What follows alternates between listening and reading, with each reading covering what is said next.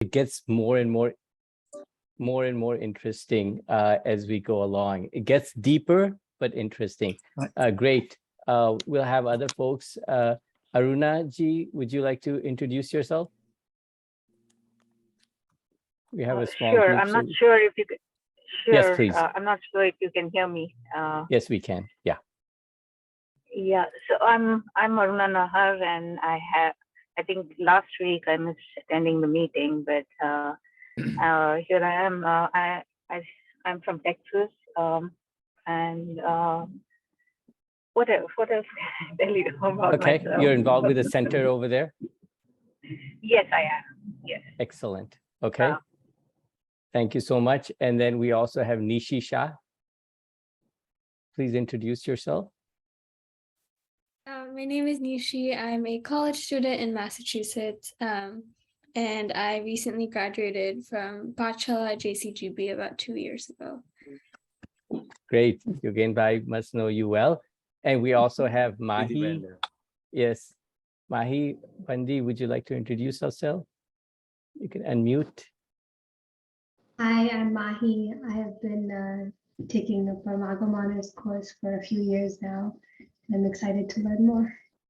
Great. And you're in Cleveland? Yes, I'm in Cleveland. Okay, great. Okay. And we have Praveen Ajmera. Praveenji, introduce yourself.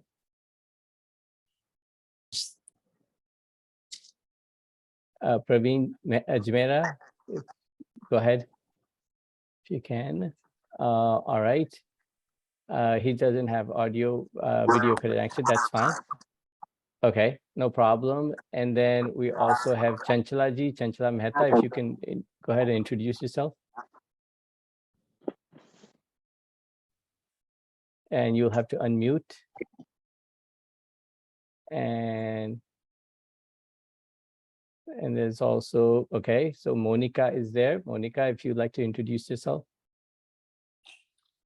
Jain there, everyone. My name is Monica Jain. I'm a third-year medical student, originally from Memphis, and I've been pretty involved with the YJA, or Young Jains of America organization. Okay, great. And we have Ashish. Would you like to introduce yourself? Yeah, hi, my name is Ashish Jain. I'm a professional working in Ashland, Kentucky. I'm active with Young Jains Professional, or YJP. Yeah, so Jain and everybody, I'm happy to be here. Okay, great. And we also have Sunita Jain, if you'd like to introduce yourself.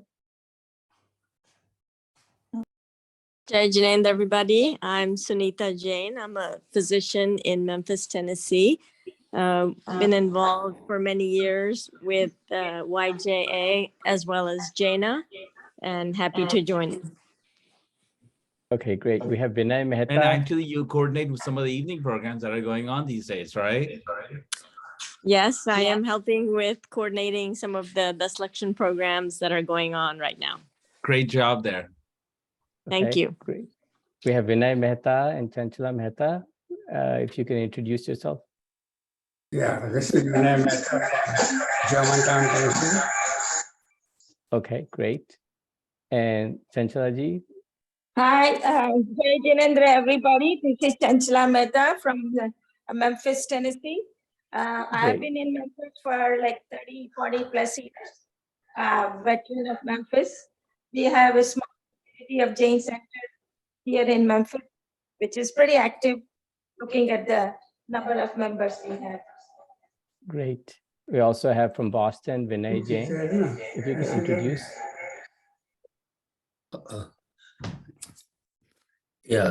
Hello, I'm from Boston, and I'm a retired engineer by profession.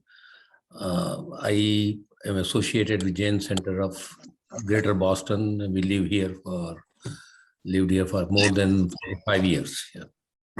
Okay, great. And Veena, if you can introduce yourself, and then Akash. Go ahead. I think Veena Patni, if you can introduce, and maybe not Akash. if you can unmute. Yeah, hi, Jai Janand, everyone. This is Akash Jain. I live in Columbus, Ohio. I'm a physician, and I'm honorably related to Manoj and Yogendra Bhai Sahab and Vinay Mama Sahab, and very happy to be here. Wonderful. And Pritiben, I have left you out because we're going to talk more about you in more detail. But maybe Yogendra Bhai, shall we start? Did I leave anyone else out? There's Kevin's iPhone. I don't know if that's someone, but if anyone else, please take a minute and introduce. I see SJ Jain. If you would like to introduce yourself. Okay, great. So this is a small group purposefully because we want to be able to have a conversation and discussion, and Jai Jine and everyone. So Yogen Bhai, would you like to start us off with a Namokar mantra? And we shall start in a conversation and really interesting talk today where we go into the depth of Jain philosophy in a context of modern conversation that we can have with children and with others who may not be familiar with Jainism as much. So Yogen Bhai, Namokar mantra. Sure, let's start, please. Let's take a moment. Let's fold our hands, keep our back straight a little bit, a little great smile on your face. And let's take a deep breath, inhale. Hold. And slowly exhale.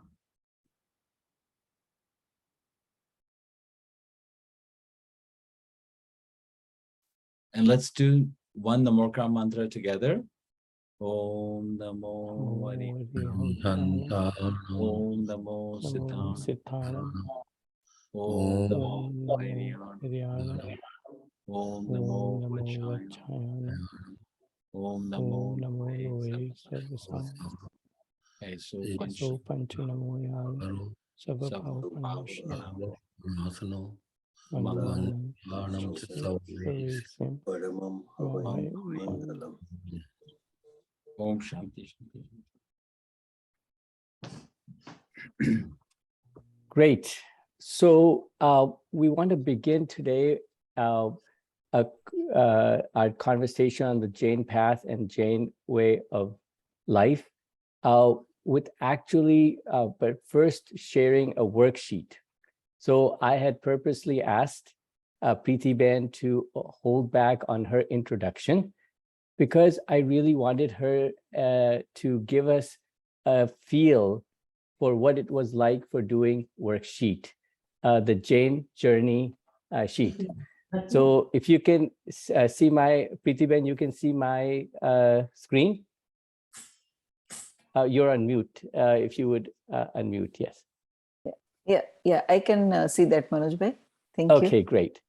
So just for everyone who may or may not have had a chance to attend the last session or did not see the video, yes, we have these conversations, yet we also have some active sheets that we work on, which are self-reflection.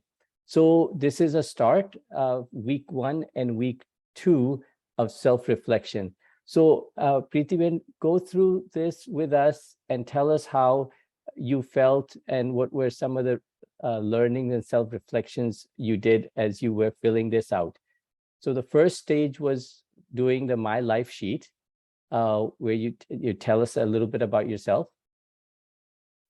Yeah, Jai Jinendra, everybody. My name is Preeti Turakhya, and I am with Jain Center of Greater Boston from last 20 plus years. Nice, robust discussion and presentation. Yeah, go ahead. Yeah, and I'm currently I'm a director of a Pathshala, Jain Center of Greater Boston Pathshala, and I'm really fortunate to be, serving our community and future generation. I really feel that that is something which is very important for me. And I am a homemaker and an artist. Yeah, wonderful. I do a couple of exhibits and, I paint. It's my hobby. Great. Yeah. And tell us about 3 things that you're seeking in your life. So again, this sheet is there for self-reflection. We are all in different stages of life, but at this stage in life, tell us what you're seeking. Yeah, so like recently we had our Paryushan, and of course das Lakshan is going on. So while listening to some of the scriptures and some of the lectures, now like for many years I love to listen to the pravachan and scholars. But after many years of listening, I feel that we should uh, implement those learnings in our daily life. If we implement those learning in our daily life, then only it's worth this human birth. I feel. And so and Prithviben, especially very much so that these practices, Jain practices, we're going to be talking about them very much in our third and fourth session. So great. Okay, yeah, that would be great. Yeah. Yeah. So, and especially in as they say, in Anukul Sanjog, everything, when everything is going fine, you feel that, oh, this is all Jain values I'm following. But when the adverse situation comes, and at that time, how samta or how calm and peaceful you keep yourself, that is very important. And I feel that, I should be following that more often now. Yeah. So, and absolutely. For current professional thing, like I would like to, painting is my passion, and I would like to pursue that more. I'm not giving that much priority to that. So hopefully I will be able to do that. And personally, like my nature is I like to help people, and whatever little I can do for everybody, it doesn't matter, so I would like to be helpful to all living beings. And also I would like to spend some time every day for Swadhyay, because I feel that is also very important for our own upliftment. So Prithviben, I'm sure this has been on your mind. You've been aware of these things that you would like to go towards, doing more work in art, being more helpful. But putting it down and doing self-reflection, was this helpful to you? Do you think that this simple exercise of that, did you find that a way of helpful to be there? Yeah, definitely. That is something similar to what we take like vow, right? When we we take some pledge, basically. So this is similar to that. When you put something in, in writing, it will remind you. Yes, it do. And this is your document. So for all of us that are here, and that, many others who will be watching, what we're asking you to do is to do this self-reflection sheet. That was week 1, which was my life. Then week 2 is my reflections. And then you took time to talk about your reflections on your vegetarian diet. Tell us about your experience in doing this exercise of my reflection. Yeah, this is also very important, all the points. And you have made a really great worksheet, Manoj Bhai and Yogin Bhai. It's, it covers almost many things that in our daily life, it comes to us, right? So it was really, Yeah, so you were able to get a score that helps you see where you are, what areas we can improve on. And then the longer is a much more detailed, takes about 20 minutes to do. It's that detailed self-reflection is there as well. And so this is my life and my reflections. But just to keep everyone in mind, I would actually ask a young person also to share their views. So I think, Monica, you did this sheet. Would you like to share what your thoughts were in doing this sheet? You'll have to unmute. Yeah, sure. So I filled out this sheet, and I think some of the thoughts that I had while doing it was sort of interesting to see the range of the sheet, and how for a lot of them, our idea of sort of a 5 is not always what we think. So for example, sometimes in our head, we think that to be a 5 means we have to be perfect. Mhm. We're doing everything correctly. It's either all or nothing. And one thing I liked about this scale was that there's times where the 5 is often, I am doing the best that I can, or I'm mostly, or I'm almost, not either I'm doing it or I'm not doing it. And I think that was one thing that I really appreciated and liked, that flexibility, because it's much more practical. I think it's hard for anyone to say, I am always compassionate. I am always thinking about other people. I am always non-judgmental. So I think incorporating that adds just the practicality of it. So those were just some of my thoughts while I was filling this out. And Excellent. Monica, very nicely put. I wanted to sort of remind people, and if you've taken this, and if you've actually gone through this, you'll see this is almost like a reflection in our mirror. So when we look at a mirror, we obviously see our physical reflection. However, by going through this exercise and by really selecting what level you're at, you are almost reflecting your inner self. And that is rare that we do.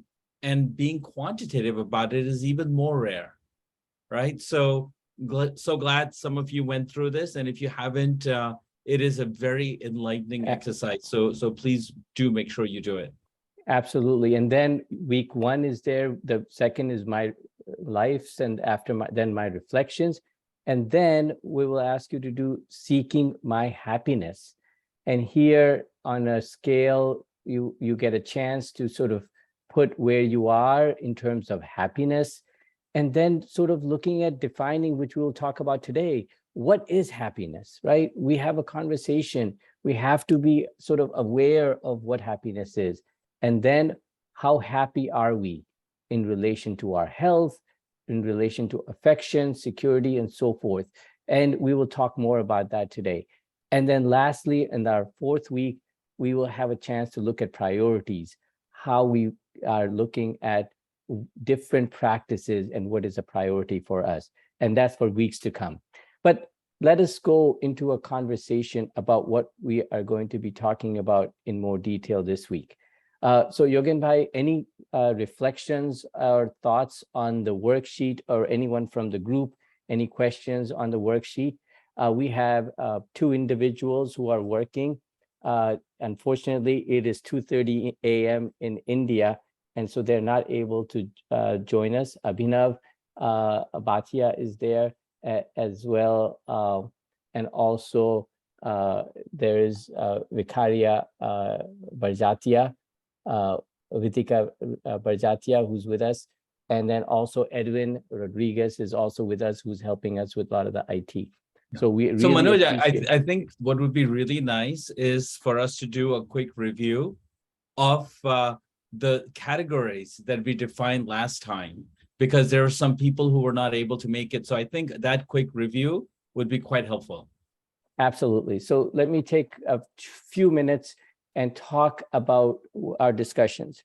So we always ask, what is our goal in life? So in very simple terms, and we'll go into the detail what we mean, it's moksha, or equanimity, and even happiness. That is what we all seek. And we can define and categorize that in very simple ways and bring all of that together to where we want. That is our goal, our moksha, equanimity, and happiness. And then we can have the Jain path help us on that, beginning with the Jain philosophy, with Jain principles, Jain practices, and of course, our festivals like Paryushan and Diwali, and rituals as well. What do I mean by philosophy? That's the dravyas and tattvas, and we'll talk about more about that. And principles, we have the anuvrats. And driving all of this is the Samyak Darshan, Samyak Gyan, Samyak Charit. And what we talk about in the philosophy in more detail are the theories. This is what we will go into a lot more depth today. Theory of life, theory of soul, theory of karma, theory of moksha. If my children, or after this, great-grandchildren are asking, and they're living in America, what is Jain philosophy? Rather than talking, hey, I'm going to tell you about the 6 dravyas. What if I just said, I'm going to talk about the theory of life based on Jainism.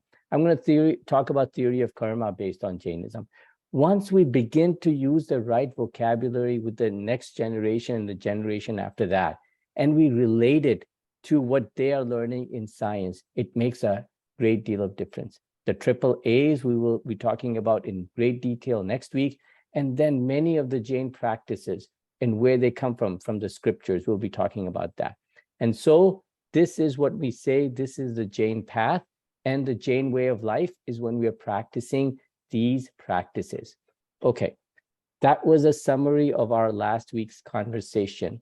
Any thoughts, comments, or questions on that from the group? Yogan Bhai? Now, I'd love to hear from others, but I really think that turning the conversation to some of the languages to the language that our kids understand is a huge value add that we can do. And I do think that it'll allow them not only communicate with us, with our kids, but also as our kids communicate with other non-Jains. Especially, you know, a lot of Jain kids are marrying non-Jain kids as well. So when we start off in the conversation on tattvas or dravas and stuff, it becomes over their head. What if we talked about the theory of life? So let's talk about some of that. Let's talk about, so these are the practices where we get these concepts and ideas. So many of you may well know the book Tattva Sutra, and this is where the theory of life and theory of soul concepts come from. Manu, do you remember meeting the person who translated this book? Yes, very much so. Natmal Tatia was the professor at Harvard, scholar who had come. He spent a summer with us. This was in the early 90s. And I remember going to his office at Harvard. It was a small place. His wife was very talkative. He was very quiet person. But I can tell you, he had books upon books stacked, and he was taking notes section by section in writing the manuscript for this book. I had no idea on what was happening at the time, but every chapter of this book was being translated by him. What an amazing feat he has done. And the chapters come to life for us in our day-to-day lives and how it relates to that. And what he talks about in the translation of a document, the Tattva Sutra, which was written, nearly 2,000 years ago. It's about 300 AD. And it talks about the theory of life, comes from chapter 5, theory of soul from chapter 2, theory of karma from chapter 6, 8, and 9, and theory of moksha from chapter 10. So all of it relates to the first chapter, which is the single most important concepts, that there are tattvas, there are truths, and again, that the soul exists, theory of soul, theory of life, theory of karma, and then theory of moksha. Any thoughts or comments on this matter? Tattva Sutra is the Bible of the Jains, and that is how I believe it is best represented for so many young generations. Yes, there are many scriptures that are there. And Manoj, we should highlight that both major sects of Jains do accept this as a very important one. And I think one of the first things that we should talk about is this theory of life.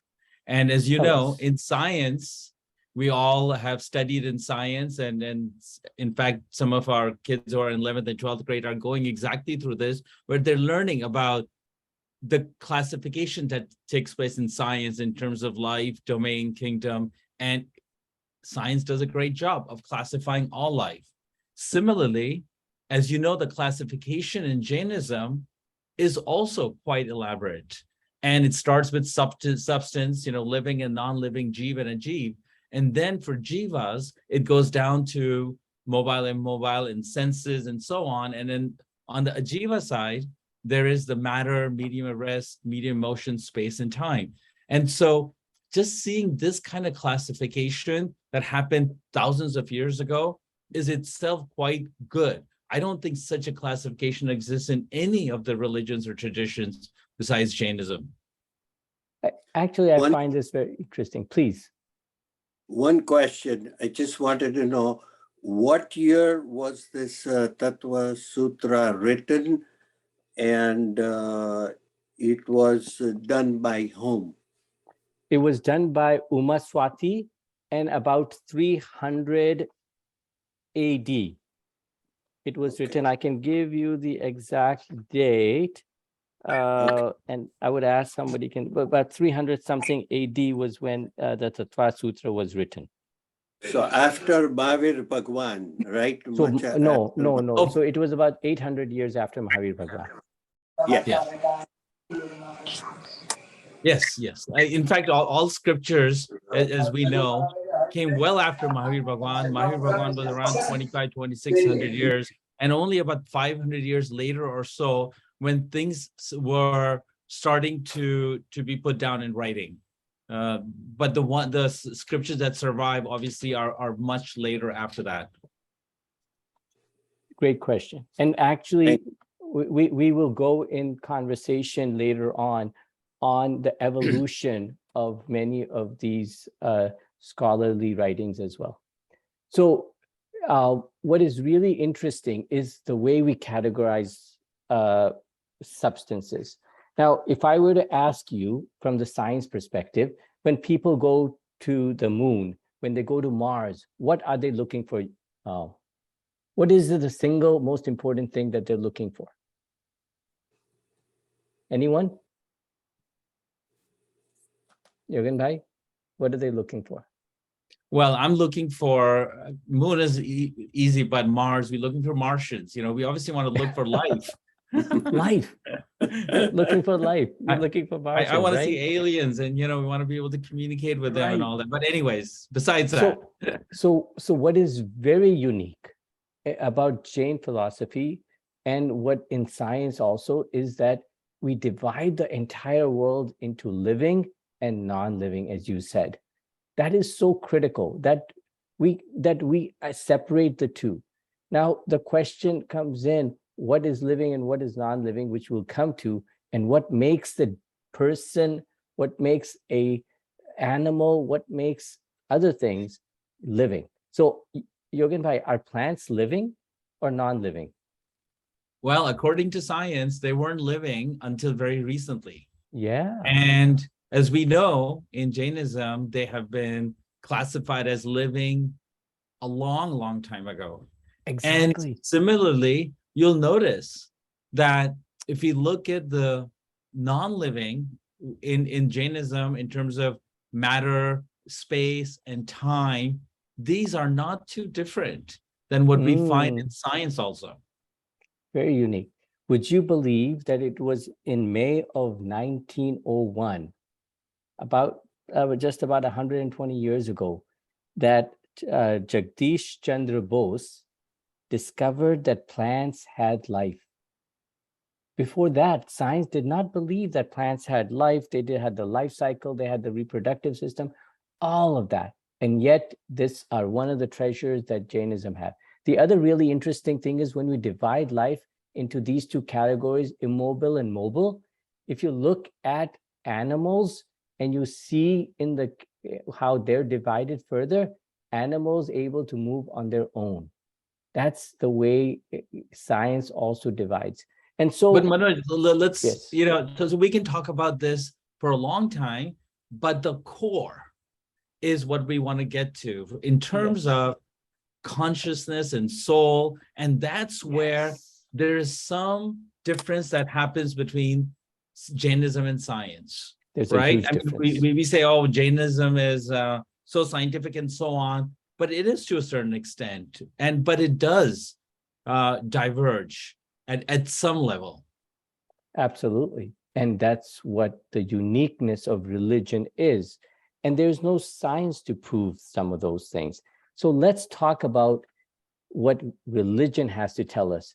Let us take a step above what science has told us. And let's talk about the second theory. We've talked about the first theory, theory of life, where you have the biology and then the chemistry and the physics and all of that.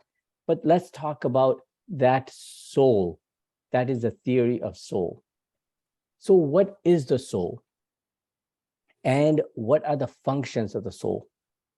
I think it's really important to maybe begin with the story. I'm a physician, and several months ago at the hospital, I had a chance to see a patient.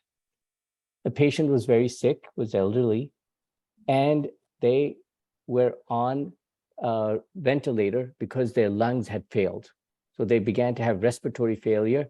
And so we put a tube and we're pumping air with them. Then their heart failed further. So we put a pacer and a probe, and we kept the heart pumping as well. We had the heart pumping, we had the lungs pumping.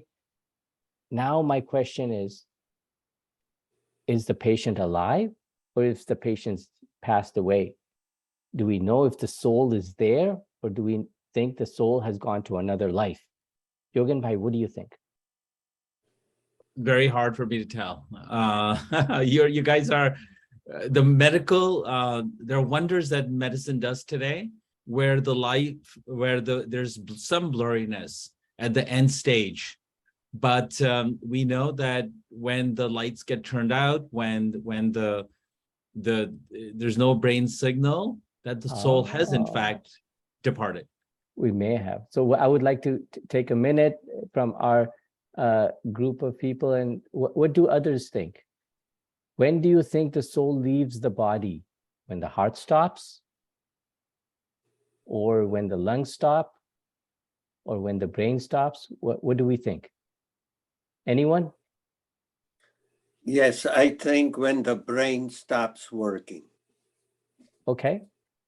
When the brain, and in fact, Vipin Bhai, you're exactly in sync with what the law says.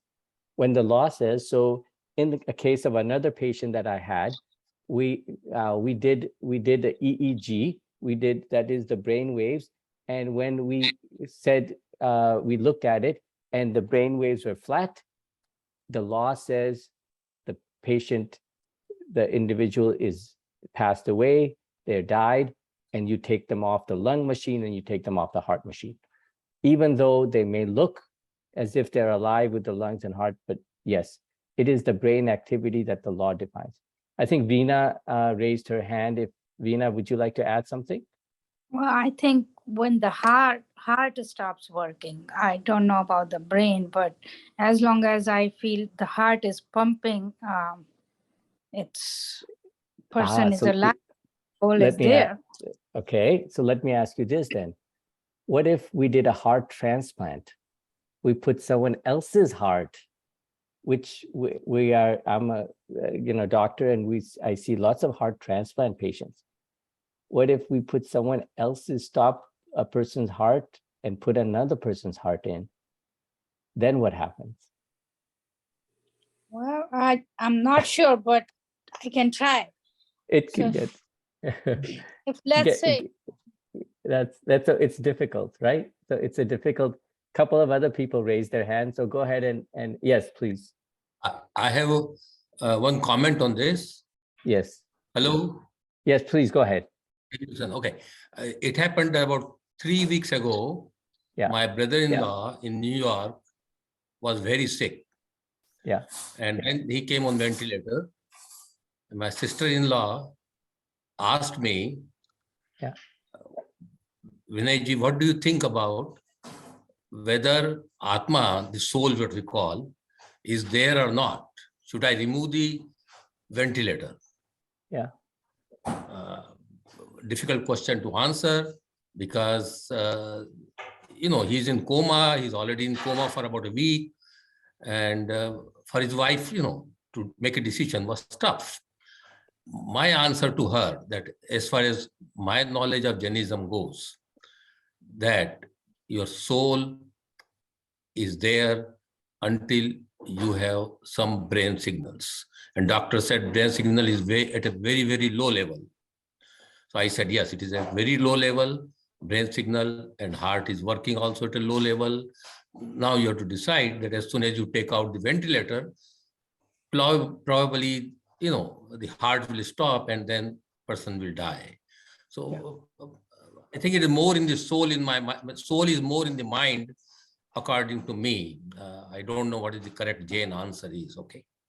Sure. Thank you. And there may not be a right answer, but the very fact that we're able to have a discussion about the theory of soul, and we can have the next generation be able to have that, and then we can attribute some functional qualities of what we will define, that will make a huge difference as well.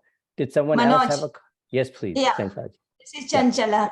One question of how do you determine soul? I'm not sure about this, but what is your thought on breathing? So if we say swash khatam, to atma khatam. So what part of the body is that? So brain is not giving out the breathing.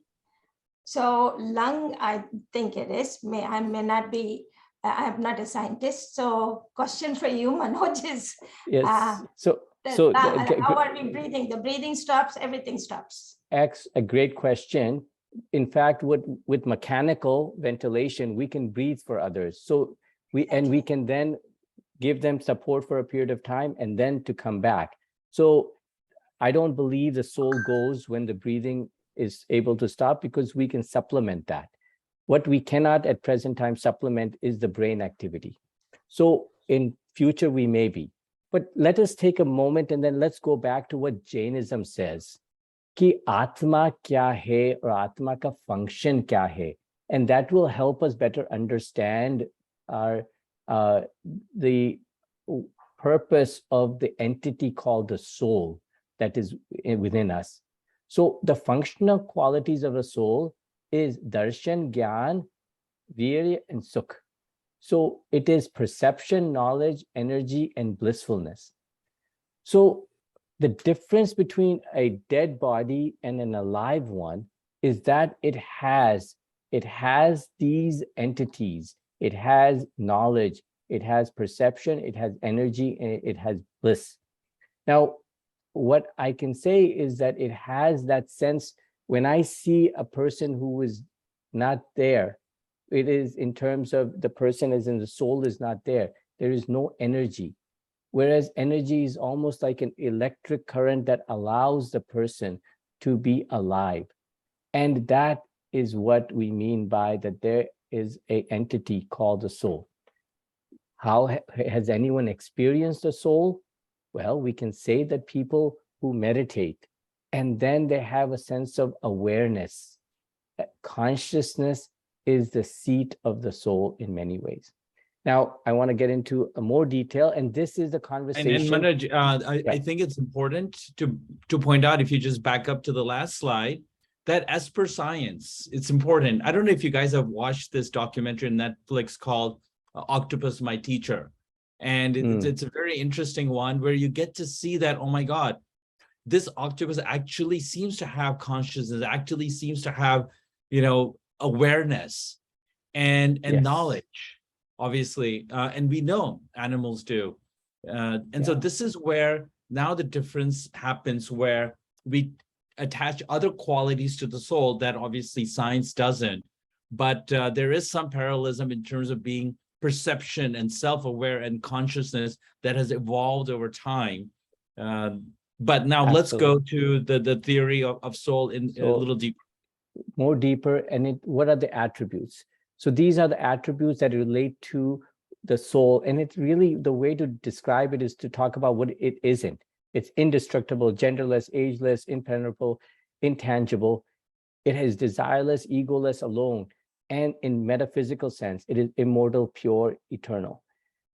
So what is really important that we can debate theoretically, is the soul there or not there? But it's important to hear what Jainism has to say about soul.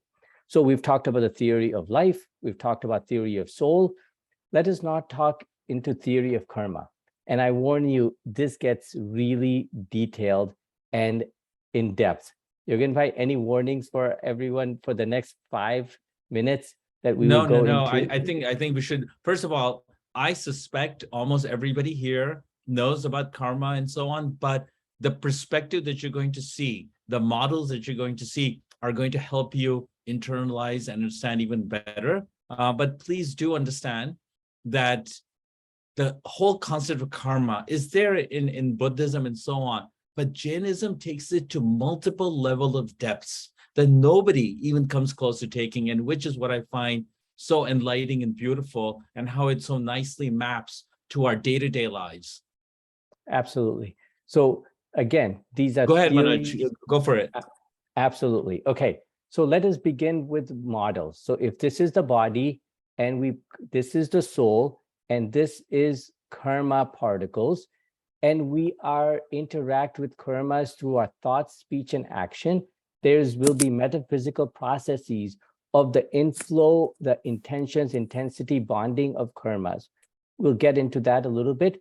Also, there is catalyst, nimit, and there's effort, purushat, and also the choices that we make. Okay, so we bring that soul back, karma and body, and this, imagine, is the soul, our soul with the karma particles. How do karmas enter? Or they come to the soul through our thoughts, speech, and action. Man, vachan, kaya se karma aate hain.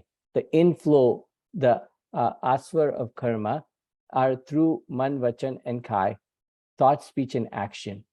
But it is not that simple. It gets deeper. Jain philosophy talks about karma, that it is related to your intentions.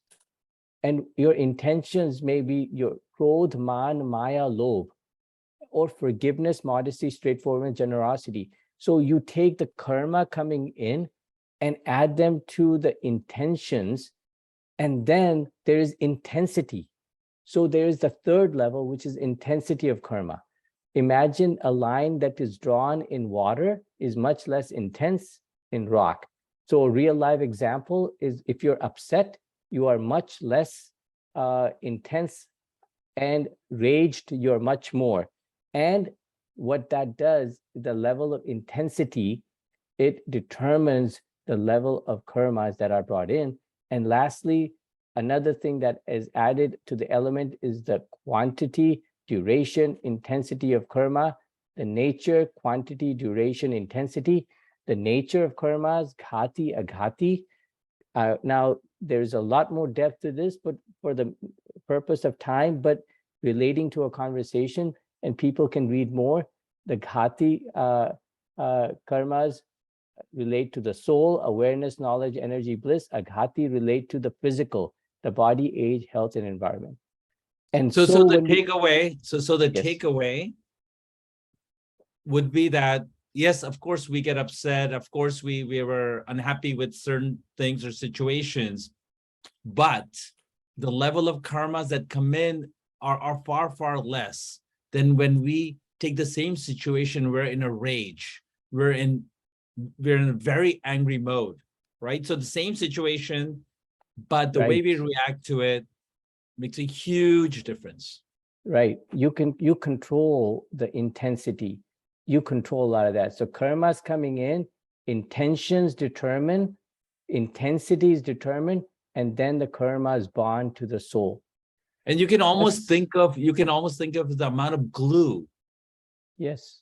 That the karmas are sticking on, and very small amount of glue, obviously, with just a upset versus rage.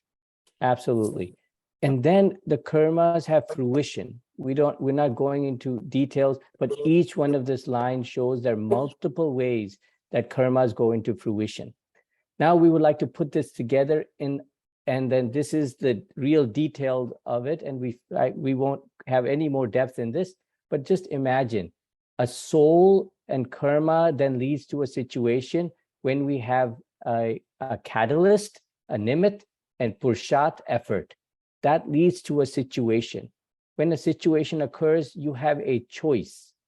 Now let's take this block and put it into a particular situation. When you go and you have a soul with this nimit and with purshat and a situation is created, in that situation, you make a choice. You can be more angry. You can hit someone back. That is your thought, speech, and action. You're put in a situation and you then do another action. What that action does is then creates another set of karmas with the efforts and creates another situation, which then creates another choice. And that creates another chance for your thought, speech, and action to create more karmas. So in brief, for many who may not know theory of karma, this is a better way of understanding in a block model. So I pause with that and share with others if they have thoughts and comments, and then go to the last and probably the most enjoyable conversation, theory of moksha. Any comments or questions on the theory of karma, which is the third theory? And I apologize to many people if this is very philosophical or technical, but I promise you, of the 4 talks, this is the Jain philosophy talk. This is the core of what the Tattva Sutra is saying. Everything else is practical principles, practices, which we will talk about in more detail as well. Any thoughts or comments? Yes, Bipin Bhai. Yes, please. You have to unmute, Bipin. Can Yes, you please. possibly remove the karma by doing anything? Yes, so there are many ways. I'm going to hang on one second. There are many ways in which the karmas can be prevented from coming in. And I would say to go on the slide on the jainpaths.org website, where all of this is written up in much, much more detail. And then there are ways that we can remove there as well. I But think also just a quick answer to that is some of the fruition of karmas happen in a random manner. You might be in a particular situation and fruitions of those karmas are happening. And it's your reaction to those situations that will determine if you will get subsequently more karmas. And also, for example, when we meditate, we can actively reduce the intensity of a lot of the karmic fruitions that might take place, and being mindful about how we do things, how we react to things. And those are all going towards significant reduction in the fruition of those karmas. That's one way to think about it. And the other thing I want to mention to people is a lot of people ask, well, you know, soul is non-living, soul is living, karmas is sort of particles, how the two attach, what's the exact mechanism, so on. There's a school of thought that this is a paradigm, this is a model that was used hundreds of years ago or thousands of years ago to explain life.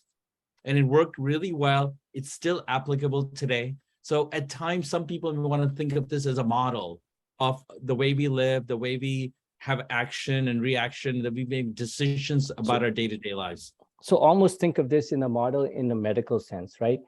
People smoke cigarettes.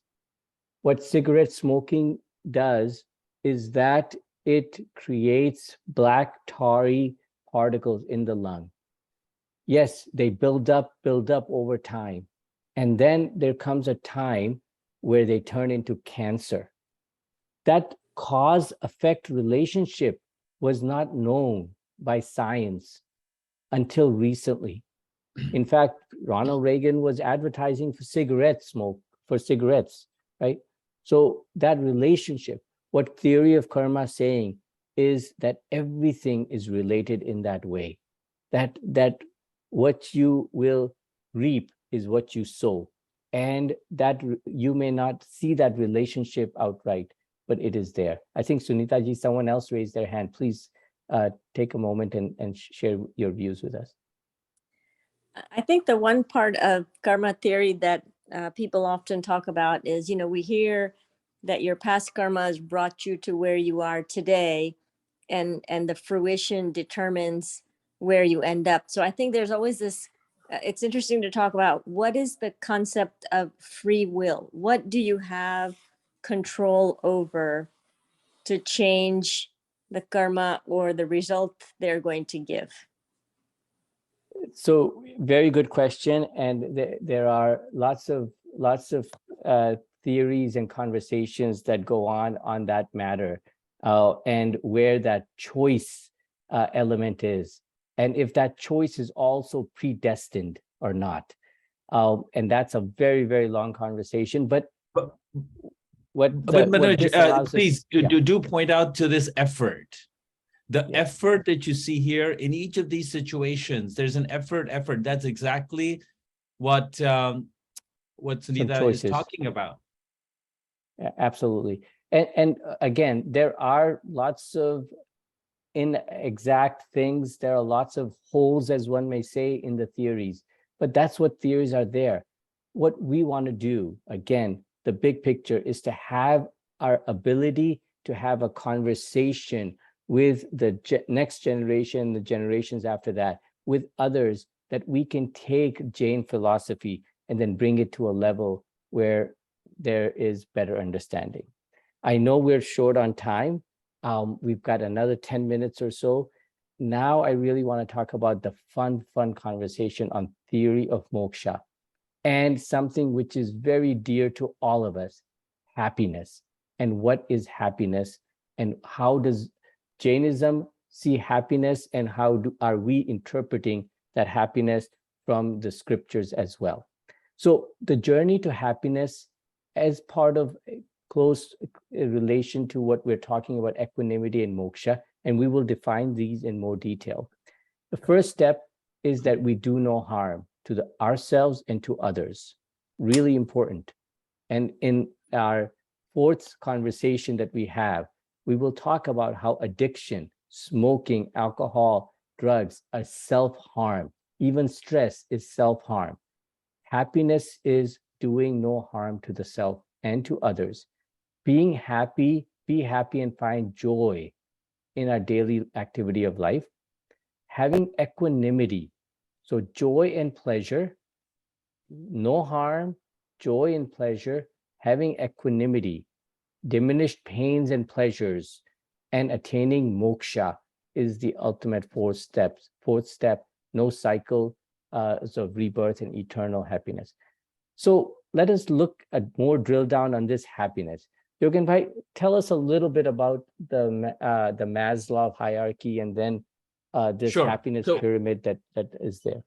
Some of you may remember through your high school, at least for me, one of the most insightful thing I remember in 12th grade is this Maslow hierarchy of needs. I go, oh my God, it's so obvious that our physiological needs need to be met. We have to feel secure. We have to have family and friends and relatives. And that's when we're almost there. That's where the happiness and joy begins. But even when you have all that, there is one piece that's missing, which is what I think Preeti Turakya in her 3 lists that she put in. She wants to be able to help people. She wants to be able to do some of the things that she had mentioned in there, right? So it's so important. And when we look at the happiness pyramid in Jainism, it's very similar. And we're going to share that with you in a moment. So let's get to that. Sure. So where does happiness come in? So, and then here you will notice, you notice on the left-hand side, the very simple definition of happiness, as we all see it, is it's very short, it's fleeting, it goes by. And so that's where you see the curve, the actual, right? We think it's going to last for a long time, and it doesn't, right?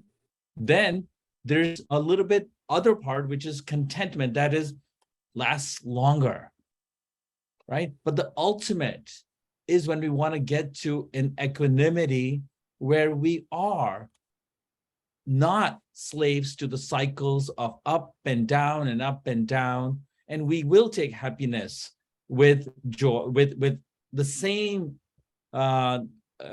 thinking and the same way as we would take deep sadness and deep grief, and we have not taken the pleasure out of life. So this is the most important thing. We're not saying that you cannot enjoy Golgappas If you really like to have that, or pizza, if you like to have that. Sorry, it's Paryushan, we're talking about food.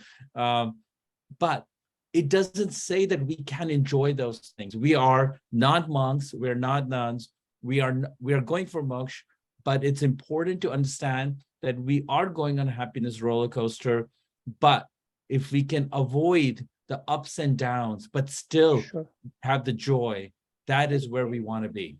And then the science of it is really important. What we can say is, in our brains, there are hormones which are the happiness hormones, dopamine, serotonin, oxytocin. And so to understand a lot of how they work in relation to some of these other outside features, the contentment, equanimity, is important to understand. So when one asks, what brings happiness? We went through this conversation for nearly 2 years as we're working on a museum project with Dr. Firodia in India, a project idea on the Jain way of life and Jain path ideas. The conversation was, what is there? What brings happiness to us? In fact, sorry, Manoj, we call that, from Jain way of life, we in fact changed it to journey to happiness. The journey to happiness. And that's where many of this content is taken. So we realize that first and foremost, happiness involves H, health, well-being, our diet, exercise, restful sleep. Happiness involves affection. So this is where Jain philosophy is becoming very practical and day-to-day. It is emotional well-being, the loving, caring, managing stress, krodh, man, maya, lobh. How does one learn to manage that? Again, yes, Jainism is there for the ascetics, but for the lay people, where and how does Jain philosophy translate? It translates into health, affection, a sense of security. We have to make a living, financial security, physical security. You have to live in a neighborhood which is safe, relationship security, that people you're with are going to be loving and caring towards you if something happens. And so there's a sense of security. And then S, again, significance. Preeti Ben talked about this, the purpose in life, the social compassion, community, giving to the community, having a sense of significance. And then lastly, E, equanimity, contentment, peace, harmony. And so in lay life, what is happiness? Happiness is at different levels. It is hasi, health, affection, security, significance, equanimity. And then we can break happiness down into 3 parts, which is much better to understand. One is present happiness, which is present and short-lived. Yes, taste of chocolate, your golgappas, that's present happiness. You eat your golgappas and you're happy, but then either golgappas run out or you get overfilled with, and the happiness is not there anymore. That's okay, but you understand it's present happiness. Then there's lasting happiness that comes with equanimity, tranquility, meditative spiritual experience. We were on a mountain a couple of months ago in Asheville.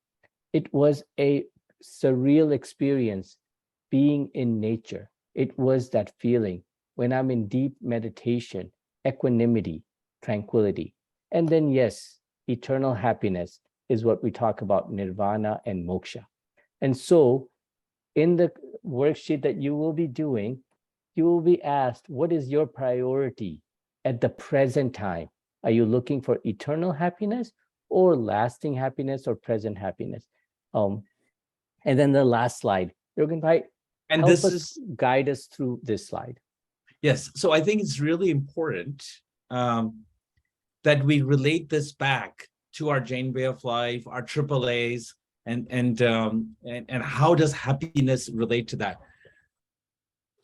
I like to think that our day-to-day practices, if we do them mindfully, if we understand the root of those, where ahimsa, anikantvad, and aparigraha, are really the foundational principles that we have in our daily practice, we will find that happiness, this hasi, and eventually equanimity, if we can do those with reduced ego, reduced pride, we are not showing off, we're being role model, we're not being obsessive, we express gratitude and we express forgiveness. If we can add those elements in our mindful practice, you will find that hasi comes so much more naturally. You don't have to work at it. You start your day with hasi, you end your day with hasi, and we are so lucky.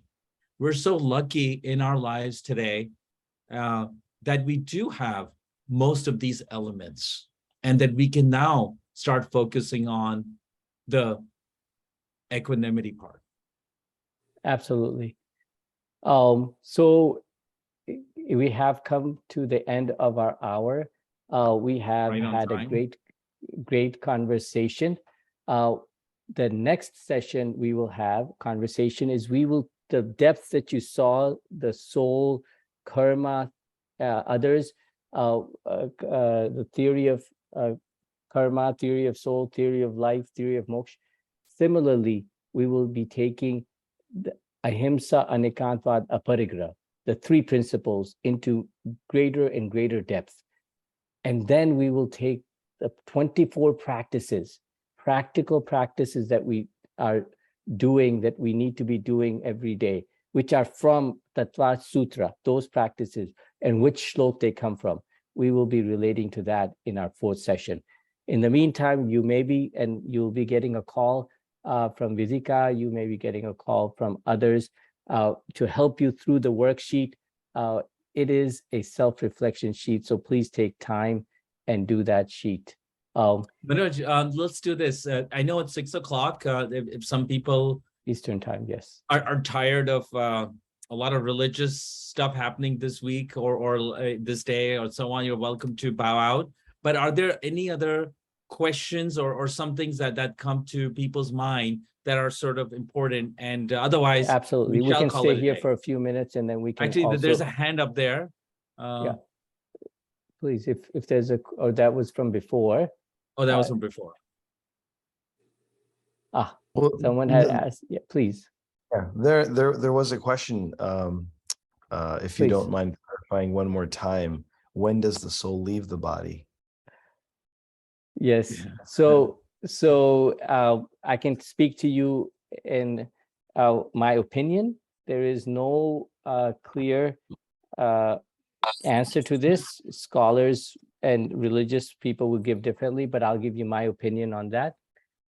It is not when the heart stops, because I have seen the heart stop and put another heart in. I've been in the operating room and the person comes back to the same living and personality or the way they were before.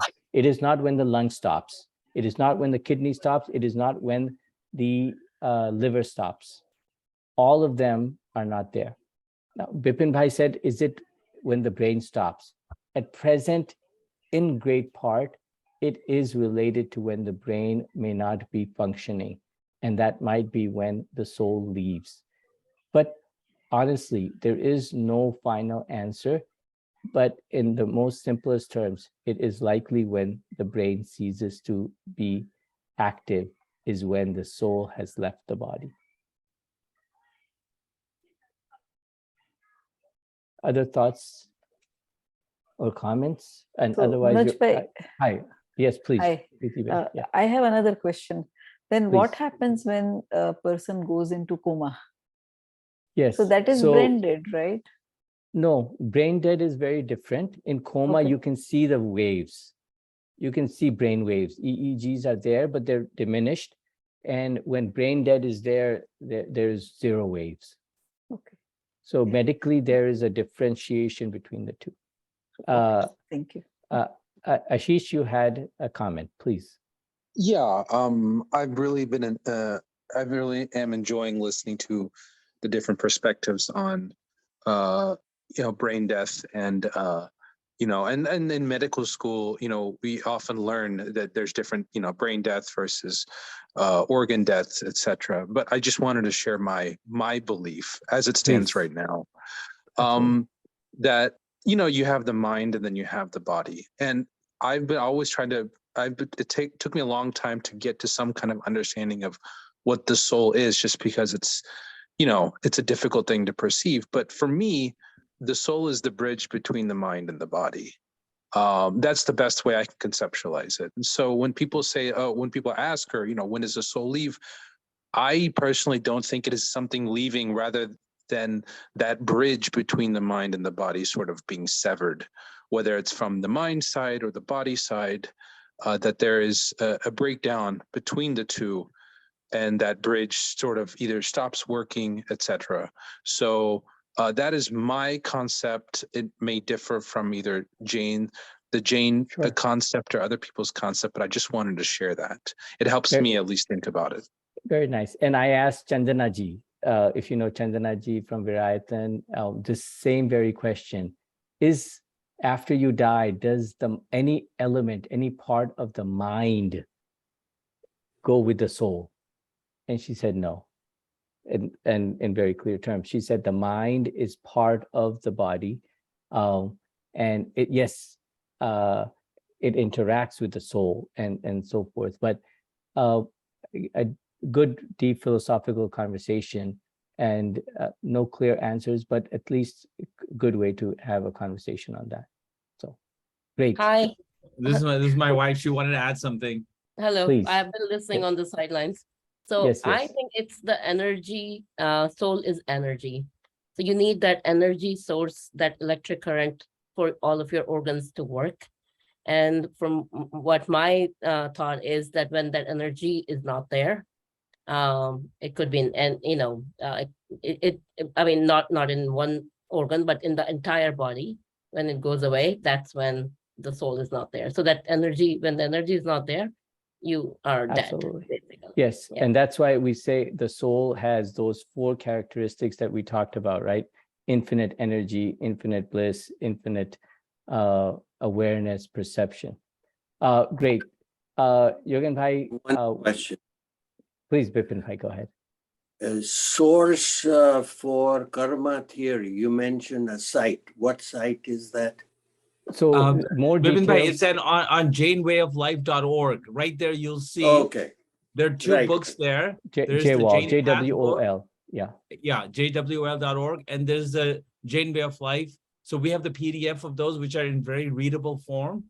And a lot of the reference material that we're talking is coming from those booklets. They're not huge books and very easy to go through. And so with that, Manoj, should we call it a evening? Yes, let's do Namokar Mantra. Everyone, thank you so much. And we would really love to have you join us again next week.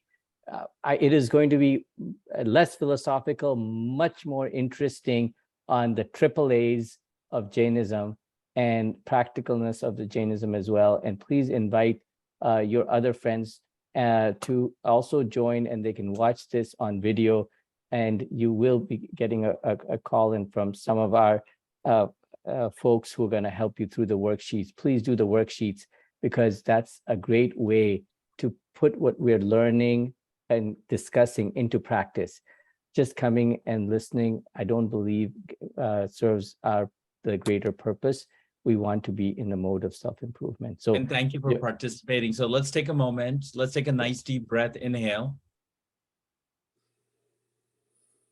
Hold. And exhale.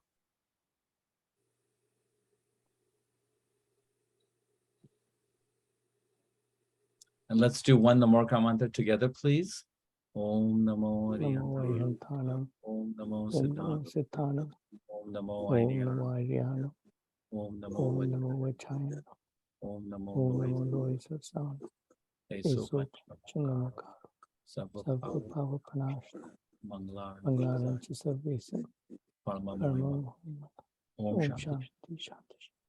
Folks, have a great week, and we'll see you next week. Thank you so much. And I want to thank Edwin Rodriguez, who's been with us from India at 3:30 in the morning. Thank you, Edwin, Edwin. thank you so much to make it possible. And thank you, You're welcome. everyone. We hope to see you next week for another enlightening conversation. And thank you for participating. And especially Preeti Bain, thank you for sharing your reflections with us.